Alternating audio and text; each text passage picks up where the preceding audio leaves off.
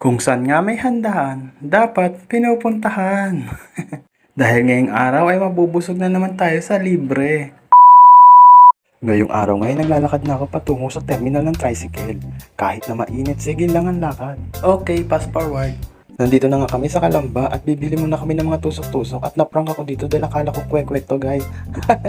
At naglakad na nga kami papunta sa SM Kalamba kasi nandun daw yung terminal ng tricycle papunta sa pupuntahan namin. Kahit nga mainit, sige ang lakad namin. Total, solar boy naman kami. Uy, walang ganoon.